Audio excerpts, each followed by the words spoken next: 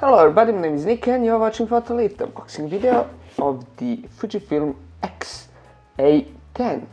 Now this camera comes with the standard 16 to 50mm f3.5 to 5.6 OIS Mark II lens.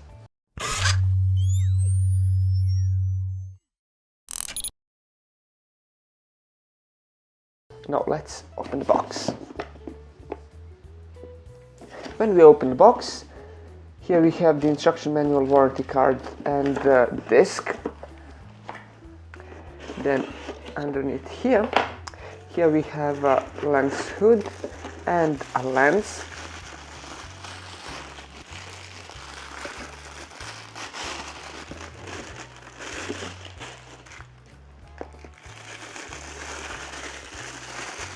If I can just get it open. Now here we have a battery. This battery can last for 410 shots. Then here we have a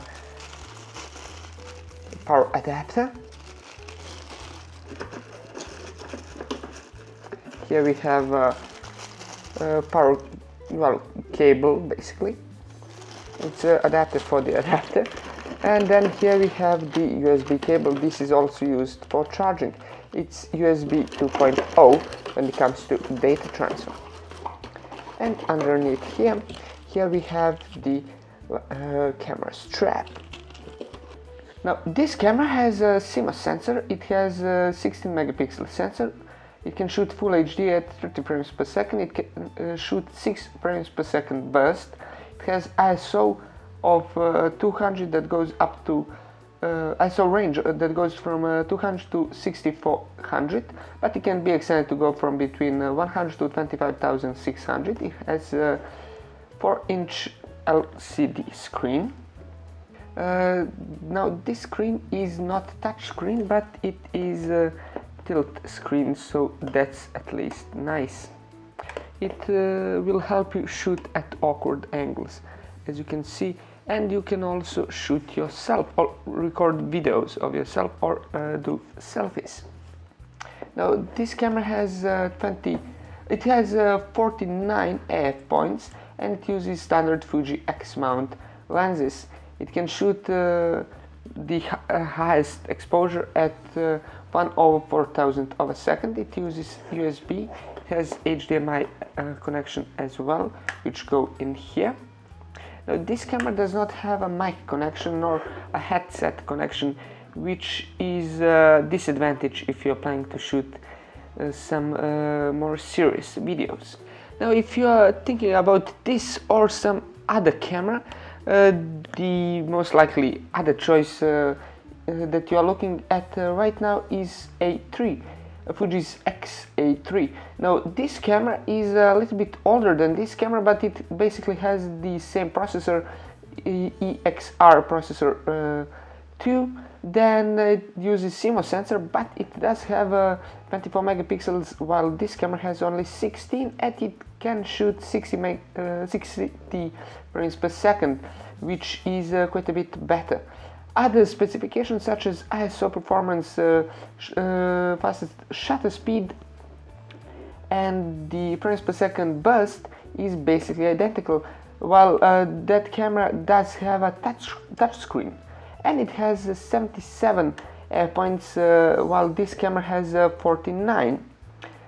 And that camera has a hot shoot A3 basically.